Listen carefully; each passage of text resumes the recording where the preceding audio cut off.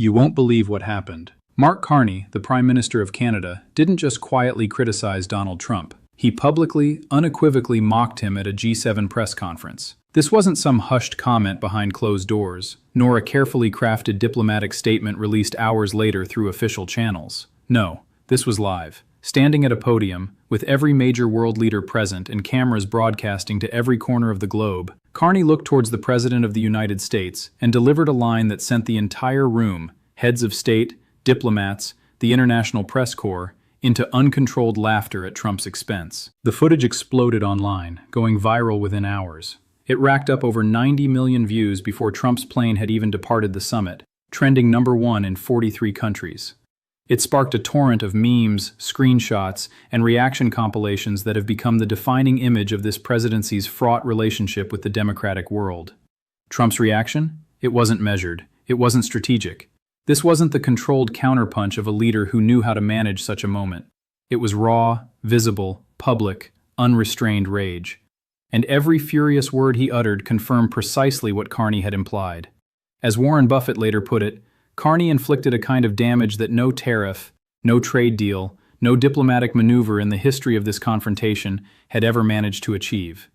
A kind of damage that won't show up in economic data, but fundamentally alters the calculus of every future interaction between the United States and the rest of the democratic world. But what truly makes this moment so powerful is the specific line Carney chose, and the agonizing 2 seconds of silence that hung in the air just before the room erupted. That pause tells you everything. This was no spontaneous joke. This was a strategic execution, cleverly disguised as humor. And when you understand the meticulous setup, the flawless delivery, the seismic reaction, Trump's furious response, and what Buffett says this means for American authority moving forward, you'll grasp why those 13 seconds of footage from a press conference podium may have done more irreparable harm to the American presidency than 2 years of tariffs, trade wars, and diplomatic crises combined. Make sure you hit subscribe because this footage is still spreading, and its diplomatic consequences are far from peaking. Let me walk you through exactly how this unfolded, because the setup leading to that moment is just as crucial as the moment itself. And what Trump uttered in the hours before the press conference is precisely what made Carney's line land like a detonation. The G7 summit in Puglia had been tense from the very first session. The ongoing trade war between the United States and its allies dominated every bilateral meeting, every working dinner, and every hushed corridor conversation throughout the 3-day gathering. Trump arrived with the posture he had brought to every international forum for the past 2 years: aggressive, transactional, and openly dismissive of the multilateral framework the G7 was designed to represent. He had spent the first 2 days of the summit publicly berating European leaders over defense spending, threatening new tariffs on Japanese automobiles, and telling reporters in an impromptu hallway gaggle that the G7 was a waste of time unless these countries start showing some respect for what America does for them. The other leaders had responded with a practiced diplomatic restraint, a default mode they had all adopted when engaging with Trump at international summits. Polite disagreement, carefully calibrated statements, and private frustration whispered only to trusted staff behind closed doors. Macron, characteristically, had been pointed yet measured. Merkel had been firm but formal. The British Prime Minister had remained almost entirely silent publicly, choosing strategic silence over direct confrontation.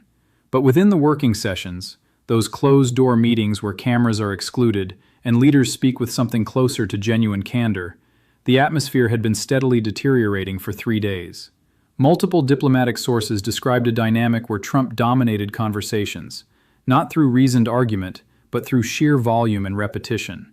He dismissed counter-arguments not by engaging with them, but by simply talking over the person making them, treating the other leaders in the room not as equals engaged in shared governance, but as subordinates awaiting instructions. Then, during the final working session on the morning of the last day, Trump uttered something about Canada that multiple individuals in the room later described as the precise moment the tone changed irreversibly.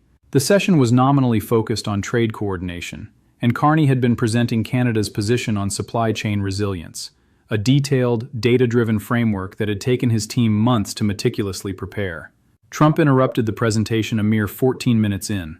He didn't challenge the data, nor did he offer a counter-argument. Instead, he looked around the table at the other leaders and declared, "Nobody cares what Canada thinks about trade. Canada is a small country that's lucky we buy anything from them at all.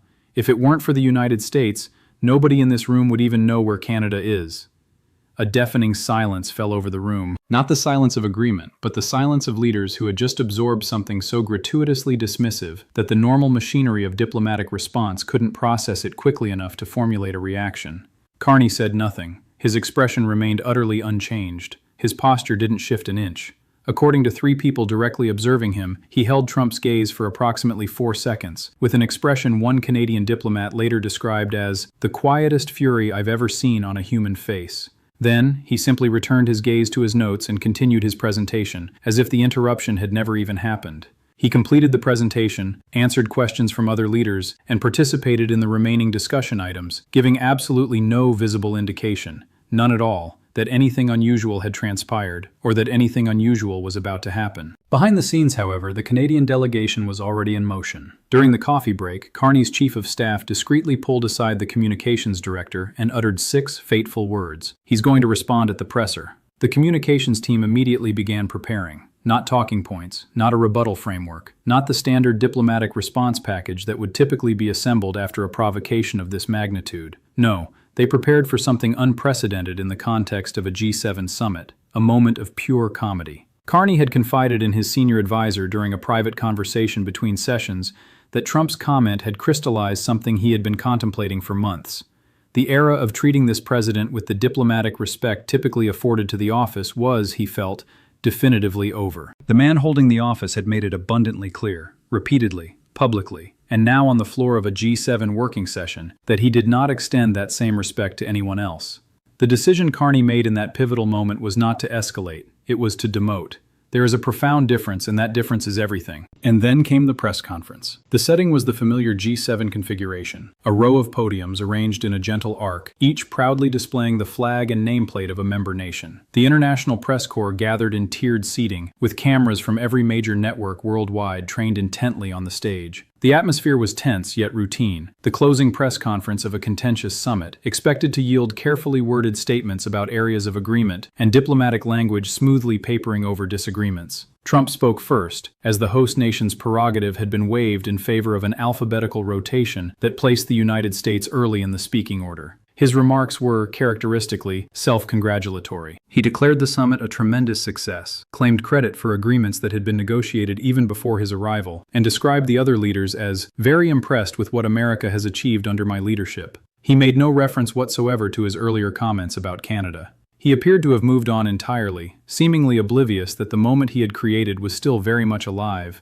and about to be detonated. Carney's turn came 40 minutes into the press conference. His opening remarks were unremarkable. A summary of Canada's positions on climate cooperation, supply chain coordination, and Arctic governance, all delivered in the measured, slightly dry tone that had become his diplomatic signature. He thanked the host nation, acknowledged areas of productive discussion, and even used the phrase constructive engagement twice. Absolutely nothing in his demeanor, his tone, or his language suggested that anything other than a standard closing statement was underway. The press corps, many of whom had been covering summits for decades, displayed the glazed patience of seasoned professionals, simply waiting for the Q&A portion where actual news might potentially be made. Then a Reuters journalist posed the question, Prime Minister Carney, President Trump suggested earlier today that Canada's role in global trade is insignificant. What is your response? The question was direct, yet entirely expected. Journalists routinely ask leaders to respond to provocative statements from their counterparts at these events, and the anticipated answer is usually a dignified rebuttal, emphasizing the strength of bilateral relations and the importance of mutual respect. Carney paused.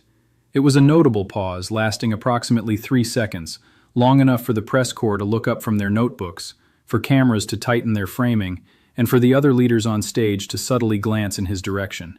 He tilted his head slightly. The faintest hint of amusement flickered across his face. Not a full smile, not a smirk, but a subtle shift in expression that the front row of journalists later described as the precise moment they knew something utterly unprecedented was about to unfold. The president says Canada is too small to matter, Carney began, his tone conversational, almost gentle, the kind of tone you'd use to describe something mildly puzzling rather than deeply offensive. He paused again, 1 second, maybe 2, and yet somehow, he spent 2 years talking about nothing else. The silence lasted for exactly 2 agonizing seconds. Then, the room broke. Laughter. Genuine, uncontrolled, involuntary laughter erupted. It came from the press corps, from the diplomatic staff seated along the walls, and most devastatingly, from the other leaders sharing the stage. Macron quickly turned his head away from the cameras, but not fast enough to conceal his widening grin. Merkel closed her eyes and pressed her lips tightly together, in that universal expression of someone desperately trying not to laugh and utterly failing. The British Prime Minister looked down at her podium, her shoulders visibly shaking. The Japanese Prime Minister covered his mouth with his hand. The Italian Prime Minister made no attempt to hide his reaction at all, laughing openly, loudly, and directly into his microphone. Trump's face was captured by no fewer than 6 different cameras from 6 distinct angles. Every single angle told the same story. Color visibly flushed from his collar all the way up to his forehead, in what one body language expert later described as a textbook involuntary humiliation response. The physiological signature of a person who has been publicly diminished and knows it. His jaw tightened, his eyes narrowed, and his hands gripped the sides of his podium. He did not laugh. He did not smile. He did not even produce the performative amusement that a more disciplined politician might have deployed to diffuse such a moment. He stood rigid, visibly furious, while the entire room roared with laughter around him.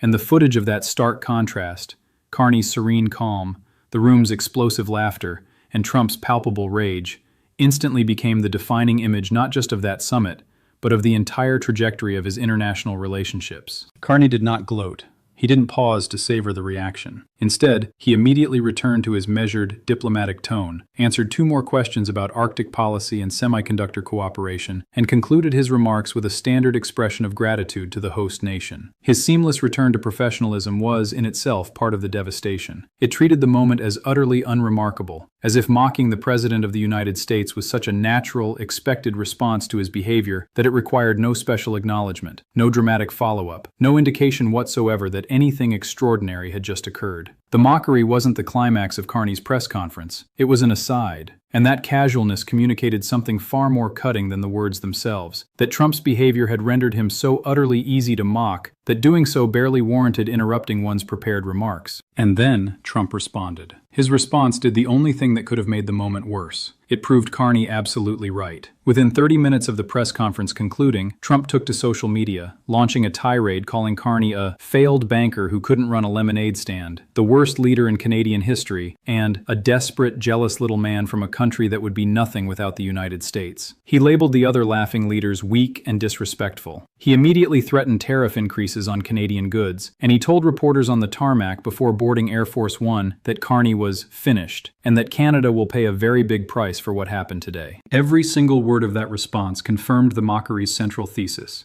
This was a leader utterly incapable of absorbing a moment of humor without erupting into the kind of disproportionate rage that made the original joke seem not just funny, but prophetic. The mockery had said, "This man is too easy to provoke to be taken seriously." The response, in its raw fury, screamed back, "Yes, exactly." Behind the scenes, the White House plunged into damage control mode, an effort that itself quickly became a source of even more damage. Senior advisors had desperately urged restraint before the social media posts were published. One reportedly told the president that the only way to beat a joke is to not react to it, only to be overruled within minutes. The communications team drafted 3 different official responses, each far more measured than what the president ultimately expressed, and each was rejected in favor of the unfiltered rage that had already been posted. Staff members within the traveling delegation described an atmosphere that one official later called the worst I've seen in 2 years. Worse than the tariff backlash, worse than diplomatic severances, worse than any previous crisis, because this one was deeply personal, and he knew it. The second viral wave hit within hours of Trump's response. Side-by-side compilations of Carney's calm, almost serene delivery against Trump's furious reaction, all set to the audio of the room's laughter, were edited into inescapable clips that highlighted the stark contrast. These compilations were shared even more widely than the original clip because they told a complete, compelling story in under 30 seconds. Provocation, mockery, laughter, rage, and finally, confirmation. The internet had been handed the perfect narrative arc, and it did what the internet always does with such a gift. It spread it everywhere, to everyone, permanently. The structural trap Carney had meticulously laid was now fully visible, and it was a trap with no discernible exit. Silence in response to the mockery would have appeared as submission, an acceptance that the joke was valid and that no counter-response was possible. Rage in response to the mockery looked like undeniable confirmation, proof that the characterization of Trump as easily provoked and unable to handle being laughed at was perfectly accurate. A dignified, measured response would have demanded the one quality the entire confrontation had been designed to demonstrate was utterly absent: composure under social pressure. There was no good option, and that was entirely by design.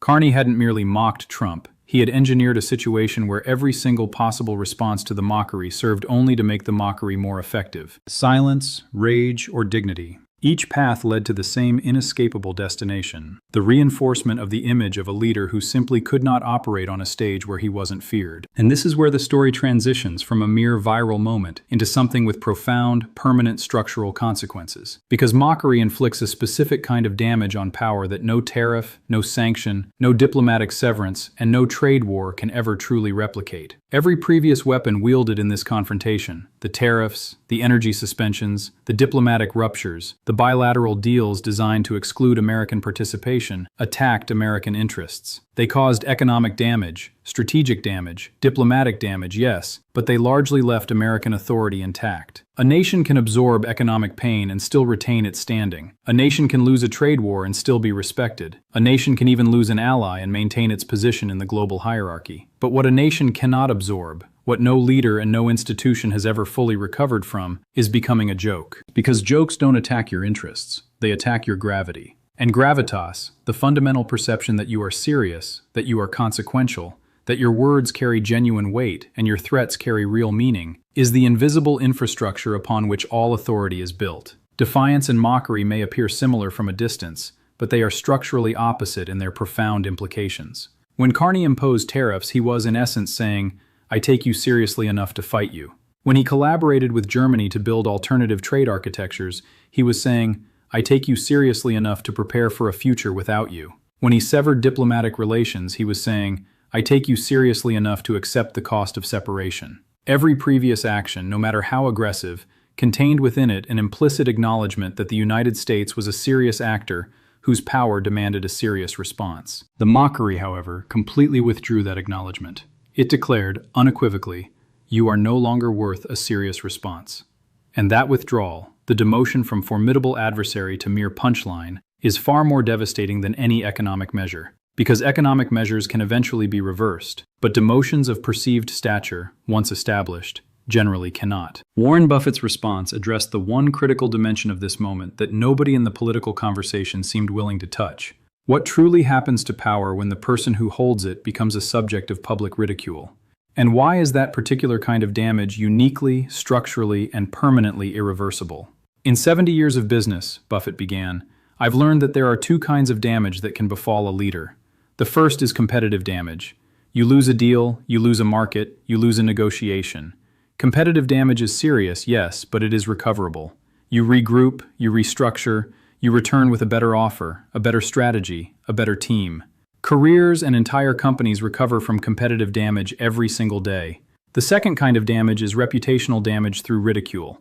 And in 70 years, I have never, ever seen anyone recover from it. Not once. Because ridicule doesn't attack what you do, it attacks what you are. And once the world has decided you are funny, no amount of success, no amount of money, no amount of power can ever make them decide you are serious again. He then applied this principle to the G7 moment with the characteristic directness that has defined his public commentary for decades. Every single leader in that room now carries a lived, visceral, physical memory of laughing at the President of the United States. That memory doesn't simply fade when tariffs change. It doesn't disappear when trade numbers improve. It certainly doesn't evaporate when the next summit produces a carefully worded communiqué about shared values and mutual respect. No, it sits there, in the back of their minds, in their gut really, because laughter is such a primal gut-level response, and it fundamentally changes the calculus of every future interaction. You negotiate differently with someone you've laughed at. You concede less. You push back more. You take their threats less seriously. Not consciously, not strategically, but instinctively, because the body remembers what the mind often tries to forget. And what those leaders' bodies remember is the undeniable feeling of laughing at a man who was actively trying to intimidate them. He paused. That, Buffett concluded, is the most expensive 13 seconds in the history of American diplomacy, and the cost will compound for years. Buffett delved deeper into the irreversibility principle with a compelling business parallel that silenced the room. I once watched a CEO, he recounted, a brilliant operator, genuinely talented, utterly destroy his authority at an industry conference. Not through a bad decision, not through a scandal, but through a single moment where he tried to assert dominance over a panel, and the panel made him look foolish. The audience laughed, the video spread, and within 6 months he couldn't walk into a negotiation without the other side having seen that clip. His proposals were sound, his numbers were right, his strategy was correct, and none of it mattered. Because the people across the table couldn't look at him without remembering the laughter. He was removed by his board 14 months later, not for performance, which was perfectly fine, but because the board concluded that his ability to command a room had been permanently compromised. That's what ridicule does. It doesn't change your capabilities, it changes everyone else's willingness to be moved by them. He then connected this directly to the structural foundation of power itself. Authority requires gravitas, he explained. Gravitas is the perception that you are serious, that when you speak, the room should listen, that when you threaten, the threat is real, that when you make a demand, the demand carries weight. Gravitas isn't something you claim for yourself, it's something others grant you. And it is granted on the basis of a feeling, the feeling that this person is consequential, that engaging with them requires your full attention, that dismissing them would be a grave mistake. Ridicule is the precise and permanent negation of that feeling. You cannot be simultaneously a punchline and a figure of gravitas.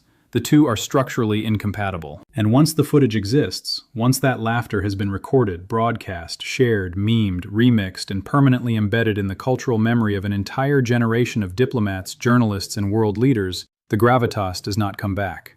Not in this news cycle, not in the next summit, not ever. His closing remarks were 3 sentences that landed with the immense weight of a career spent understanding what truly builds and breaks authority. You can recover from being beaten. You can recover from being hated. You cannot recover from being funny. He let the silence linger, a palpable testament to the fact that funny follows you into every room for the rest of your life. And then the footage spread. As it did, it transcended a mere viral moment, solidifying into a permanent feature of how the world perceives the American presidency. The clip garnered 90 million views in its first 12 hours, exploding to over 300 million within the first week. It became the most shared piece of political footage in the history of every major social media platform, surpassing election night coverage, State of the Union moments, and every previous viral political clip by a factor of 4. The memes were immediate, relentless, and wildly creative. Trump's frozen, crimson-faced expression photoshopped into scenes of historical humiliation, Carney's deadpan delivery remixed with comedic timing annotations, side-by-side compilations of the mockery and the rage response set to increasingly absurd soundtracks. Late-night hosts in the United States, the UK, France, Germany, Australia, and Japan all led their broadcasts with the clip. Editorial pages in 14 countries used it as the centerpiece for analyses of American decline. The diplomatic consequences, though less visible, proved to be far more consequential than the viral metrics. 3 ambassadors from allied nations independently told the same reporter, in off-the-record conversations within the same 72-hour window, that something profound had shifted after that press conference. One described it as the end of performative deference, that deeply embedded practice in diplomatic culture of treating American positions with a seriousness often not warranted by their content, but maintained out of respect for American power. That deference, the ambassador stated, was no longer instinctive. Another characterized it as the moment the emperor's new clothes dynamic broke, when everyone in the room already knew the truth, but the laughter was the first public acknowledgement, and once acknowledged, it could not be resuppressed. A third simply stated, "We used to prepare for meetings with the Americans the way you prepare for a meeting with a powerful client. Now we prepare for meetings with the Americans the way you prepare for a meeting with a difficult relative." The power dynamic hasn't changed on paper. It has changed in the room. The specific diplomatic fallout was measurable within days. 2 previously planned bilateral summits between the United States and allied nations were quietly downgraded from presidential-level meetings to ministerial consultations, a demotion in diplomatic protocol that communicates, without explicitly stating, that the head of state relationship has been damaged. Japan's foreign ministry issued a statement so meticulously worded that its very restraint became the message. Japan values the G7 as a forum for constructive dialogue among democratic partners and trusts that all participants share this commitment. The conspicuous absence of any reference to American leadership, language that would have been automatic in any previous era, was immediately noted by every diplomatic correspondent covering the region. The president of the European Commission, in an interview with a German newspaper, uttered something that diplomats across the continent instantly recognized as the most significant shift in transatlantic rhetoric in a generation. Europe's relationship with the United States is important, but importance is not the same as deference, and this week reminded us of the difference. Those 3 words, "Importance is not deference," quietly became the motto of a diplomatic realignment that had been steadily building for 2 years, and that the laughter at the press conference had finally made publicly speakable. American domestic politics absorbed the moment along predictable yet intensifying fault lines. Conservative media attacked Carney as disrespectful, undiplomatic, and a failed central banker who has no business lecturing the leader of the free world. Liberal media, conversely, played the clip on continuous rotation, framing it as the moment the international community finally articulated what American critics had been saying for years. But the most revealing reactions emerged from the political center, from the strategists, the seasoned foreign policy professionals, and the former diplomats and intelligence officials who operate largely outside partisan frameworks. A former Secretary of State, speaking on background, observed, "The laughter is the metric. When allies are angry at you, you still have leverage because anger means they're engaged. When allies are mocking you, you've lost something that leverage can't replace, the assumption that you're worth engaging with." Seriously. A Republican foreign policy advisor who had served 3 previous administrations lamented, "I've spent 30 years building relationships with allied governments on the premise that American leadership matters and deserves respect. That premise took 13 seconds to destroy, and it will take a generation to rebuild, if it can be rebuilt at all." Polling conducted within 5 days revealed that an astonishing 68% of Americans had seen the clip, a penetration rate exceeding every major political event of the previous 2 years, including State of Union addresses, midterm election results, and every presidential press conference combined. Of those who had seen it, 52% believed the mockery was deserved, given the president's behavior at the summit. 31% deemed it inappropriate, regardless of provocation. Another 14% found it funny, but expressed concern for America's global image. The most striking number emerged among independent voters. 58% stated the clip made them less confident in America's standing in the world. This wasn't because they blamed Carney, but because they recognized that a nation whose president is openly laughed at by its own allies faces a credibility problem that transcends any single policy or personality. The footage had achieved something that 2 years of trade war coverage, diplomatic analysis, and economic data had utterly failed to do. It had made the abstract concept of declining American authority viscerally, visually, and emotionally real. Business leaders, too, added their voices, amplifying the damage into economic dimensions the White House had clearly not anticipated. The CEO of a major American multinational with significant European operations confided to the Financial Times, "When I'm negotiating with European partners, and they've all seen the footage of their leaders laughing at our president, the dynamic in the room is different. Not hostile, but amused. And amused is worse than hostile, because hostile means they're taking you seriously." A prominent Wall Street strategist in a client note wrote, "Geopolitical risk is now geopolitical comedy risk." The footage introduces a new variable into every international deal involving American entities. The question of whether American authority still carries the weight it once did, or whether the laughter at the G7 represents a permanent discount on American credibility. You can argue about trade balances, you can debate tariff policy, but you cannot debate a room full of world leaders laughing. So, here's where we stand. Mark Carney stood at a G7 press conference podium, facing every major world leader and the international press corps, and publicly mocked the President of the United States with a line so precisely constructed that the room erupted in laughter. The footage went viral within hours. Trump's response, pure rage, personal attacks, and retaliatory threats, confirmed every implication of the mockery and generated a second viral wave, even more damaging than the first. That footage has now been viewed over 300 million times. Allied diplomats describe a permanent, fundamental shift in how they engage with the United States. American foreign policy professionals across the entire political spectrum acknowledge that something irreplaceable was lost in those 13 seconds, something that policy alone simply cannot rebuild. And Warren Buffett, with his unparalleled insight, explained precisely why. Because ridicule utterly destroys gravitas, and gravitas is the invisible infrastructure upon which all authority ultimately rests. Once that footage exists, once the laughter has been recorded, the gravitas simply does not come back. Can a president truly negotiate from a position of strength with leaders who have openly laughed at him on camera? Leaders who know that footage will follow him, haunting every future summit, every bilateral meeting, every phone call for the remainder of his term. Can American diplomatic authority ever truly recover from the moment it became a punchline? Not in opposition media, not in hostile propaganda, but in the actual room where the world's democracies conduct their most critical business. And finally, there's the question that should deeply unsettle every American who understands that global leadership depends as much on perception as it does on raw power. What truly happens to a nation's influence when the world stops being afraid of its leader and starts instead being merely amused by him? Trump had attempted to dominate the G7 through sheer intimidation. Instead, he became the subject of its collective laughter. He tried to diminish Carney by dismissing Canada as irrelevant. Instead, he handed Carney the perfect setup and the ideal stage for the most devastating 13 seconds in modern diplomatic history. He tried to project strength.